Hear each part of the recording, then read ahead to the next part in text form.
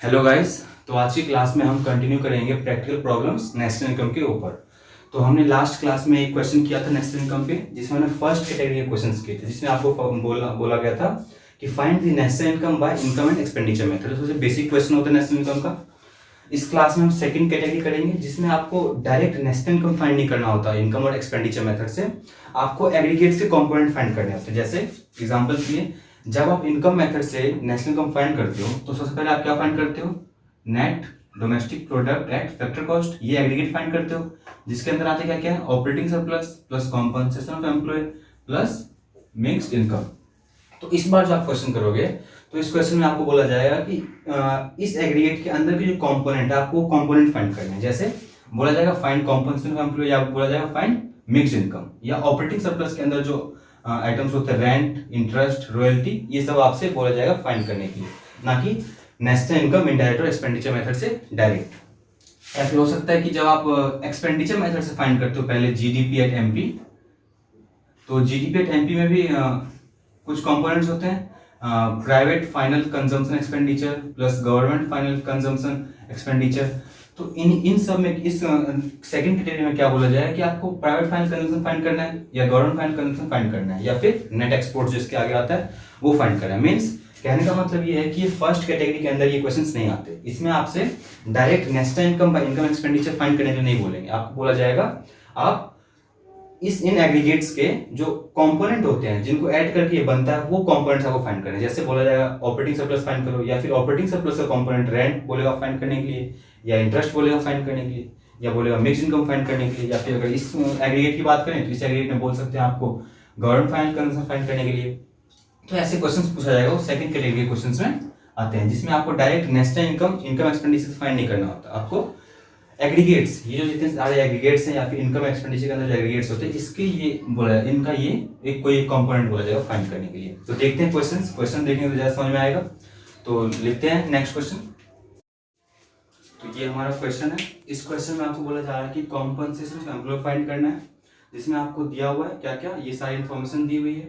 तो इसमें आप अगर देखो तो ये आपके इसको आप इस बार कॉम्पनसेशन ऑफ एम्प्लॉय फाइंड करना है, जो खुद एक कंपोनेंट है एग्रीगेट का। जैसे जब आप इनकम मेथड से नेशनल इनकम फाइंड करते हो तो जब आप पहले फाइंड करते हो net domestic product at factor cost first step में, उसी के अंदर ये कंपोनेंट होता है operating surplus plus compensation of employ plus mixed income.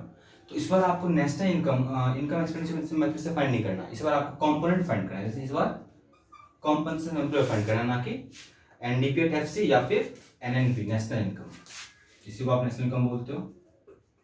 तो इसमें आपको कंपोनेंट फाइंड करना है। तो इसमें आप क्या करते हो, तो इस क्वेश्चन को करने का जो तरीका है, तो सबसे पहले आप क्या देखते हो इसमें कि जो आपको फाइंड करना है वो कौन से मेथड के अंदर आता है, किस मेथड से जब हम क्वेश्चन सॉल्व करते हैं इनकम या एक्सपेंडिचर, तो किसका कंपोनेंट है। तो कॉम्पनसेशन ऑफ एम्प्लॉय जब हम नेशनल इनकम फाइंड करते हैं इनकम मेथड से, तो NDP at factor cost first step में हम फाइंड करते हैं, उसका कंपोनेंट कॉम्पनसेशन एम्प्लॉय। मीन्स इस क्वेश्चन में आप इनकम मेथड से इसको आगे प्रोसीड करोगे। तो आपने फर्स्ट डिसाइड कर लिया कि ये क्वेश्चन आगे इनकम मेथड से सॉल्व होगा। और जो सेकंड चीज होता है जज करने का कि किस मेथड से आप इस क्वेश्चन को आगे प्रोसीड करोगे, तो वो ये कि इसमें जो भी कंपोनेंट्स दिए हुए हैं तो आप देखते हो कि ये कंपोनेंट्स किसके हैं, इनकम मेथड के अंदर आते हैं कि एक्सपेंडिचर मेथड के अंदर। तो profit, interest, rent, corporate tax, ये सभी के सभी ऑपरेटिंग सरप्लस का पार्ट है। और ऑपरेटिंग सरप्लस कब यूज में आता है, जब आप इनकम मेथड से क्वेश्चन सॉल्व करते हो और फर्स्ट स्टेप में आप एनडीपी एट फैक्टर कॉस्ट निकालते हो। तो इस क्वेश्चन में फर्स्ट आपने डिसाइड किया कि इनकम मेथड से आगे प्रोसीड करोगे। तो देखते हैं आगे कैसे करते हैं। तो इनकम मेथड में सबसे पहला स्टेज होता है स्टेप 1, उसमें आप क्या करते हो, net domestic product at factor cost निकालते हो, इसका component operating surplus plus compensation of employ plus mixed income. तो अब यहाँ से रिलेशन निकालोगे, देखते हैं। यहाँ पे आपको कॉम्पनसेशन ऑफ एम्प्लॉय फाइंड करना है, मिक्स्ड इनकम आपको यहाँ दिया हुआ नहीं है, तो ये आपको इस बार इसमें कुछ भी नहीं है, तो इसको आप यहाँ से हटा दो। आपको कॉम्पनसेशन ऑफ एम्प्लॉय फाइंड करना है, तो net domestic product at factor cost में से अगर ऑपरेटिंग सरप्लस माइनस कर दो तो आपका कॉम्पनसेशन ऑफ एम्प्लॉय आ जाएगा। तो अब आपका टारगेट क्या है कि आप net domestic product at factor cost निकालोगे, ऑपरेटिंग सरप्लस जो कंपोनेंट्स दिए हुए उसको ऐड करके निकालोगे, और यहाँ वैल्यू पुट कर दोगे तो आपका कॉम्पनसेशन ऑफ एम्प्लॉय फाइंड हो जाएगा। अब फर्स्ट है कि आपका एनडीपी एट फैक्टर कॉस्ट कैसे निकालोगे।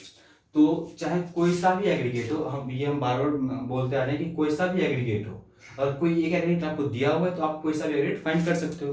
तो इस क्वेश्चन में आपको एक एग्रीगेट दिया हुआ है, gross domestic product market price GDP at MP.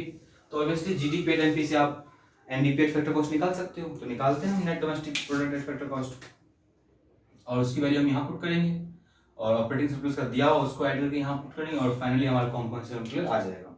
तो हम net domestic product at factor cost कैसे निकालेंगे, जो इसकी वैल्यू है, तो कोई एक एग्रीगेट दिया हुआ आपके पास gross domestic product GDP at MP, तो इसके लिए एक्सप्रेशन बनाओगे इन तीन रिलेशन से।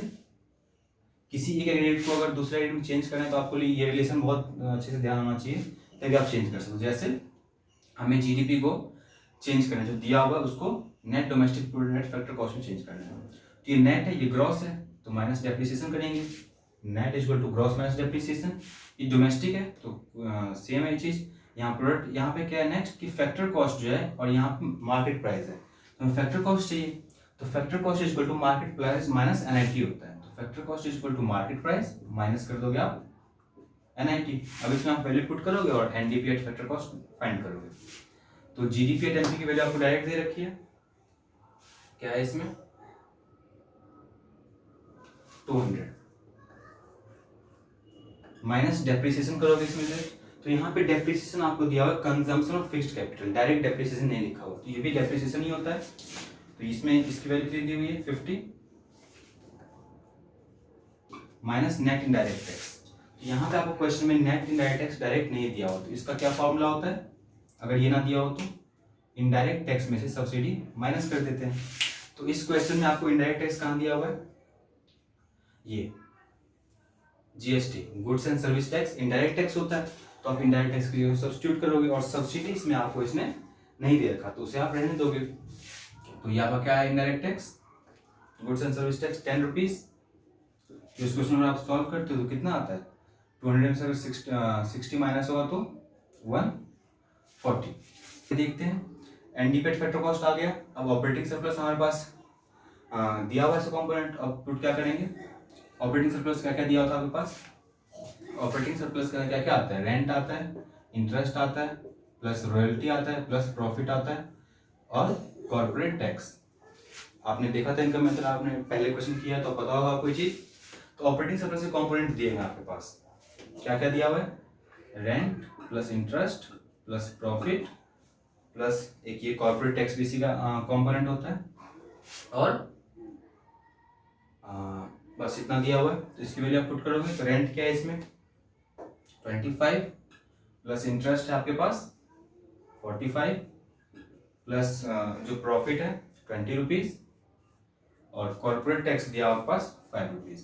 तो इसे आप ऐड करोगे तो ये आता है कितना 50 70 90 95, तो 95 रुपीज आया आपका यहाँ पे, और ये आपका आया था 140 रुपीज। तो अब एनडीपी एट एफसी की वैल्यू आप यहाँ पुट करोगे, और ऑपरेटिंग सरप्लस जो क्वेश्चन में दिया होता है उसकी वैल्यू आप यहाँ पुट करोगे, तो अब कॉम्पनसेशन एम्प्लॉय आ जाएगा। इसको जो आपने फर्स्ट इक्वेशन माना था वो लिखोगे, put values in first equation, तो आप पुट करोगे, मैं यहाँ कर रहा हूँ इसको। तो net domestic product at factor cost minus operating surplus equal to compensation employ आ जाएगा हमारा। तो यहाँ पर कितना था 140, उसमें से आप माइनस करोगे ऑपरेटिंग सरप्लस 95, तो कॉम्पनसेशन एम्प्लॉय कितना आ जाएगा, ये कितना है आपका 10 5 13 और 40 रुपीज। तो फाइनली आपका कॉम्पनसेशन ऑफ एम्प्लॉय फाइंड हो गया। तो इसमें आपने जो कॉम्पनसेशन ऑफ एम्प्लॉय जो खुद एक एग्रीगेट का कंपोनेंट है तो उसे आपने इजीली फाइंड कर लिया, और ये सेकंड कैटेगरी का क्वेश्चन था, हमने फर्स्ट वीडियो में कर लिया था। तो सेकंड कैटेगरी क्वेश्चंस में क्या डिफरेंस था कि आप इसमें आपको डायरेक्ट नेशनल इनकम नहीं बोलते फाइंड करने के लिए इनकम एक्सपेंडिचर से, आपको बोला जाता है कि जो इनकम एक्सपेंडिचर मेथड जो फाइंड करते थे उसमें जो कुछ कंपोनेंट्स आते हैं, जैसे operating surplus, compensation employ, mixed income, जब एक्सपेंडिचर मेथड से करते तो प्राइवेट फाइनल कंजम्पशन एक्सपेंडिचर पूछ सकते हैं फाइंड करने के लिए, या नेट एक्सपोर्ट्स पूछ सकते हैं। तो आपको basically component second category questions में आपको कंपोनेंट बोलते हैं फाइंड करने के लिए, ना कि डायरेक्ट नेशनल इनकम। तो आप पहले डिसाइड करते हो कि जो कंपोनेंट्स आपको एक क्वेश्चन में दे रखा है वो आप इनकम मेथड में अप्लाई कर सकते हो या एक्सपेंडिचर मेथड। जैसे इसमें मैक्सिमम कंपोनेंट जो थे वो इनकम मेथड के थे और जो फाइंड करना था वो भी इनकम मेथड का था, तो हमने इनकम मेथड के थ्रू क्वेश्चन को करना सॉल्व किया। तो ये आपके सामने था जो आपको मैंने समझाया। तो फाइनली आपको कॉम्पनसेशन ऑफ एम्प्लॉय फाइंड हो गया। अब हम नेक्स्ट क्वेश्चन देखते हैं नेक्स्ट वीडियो में।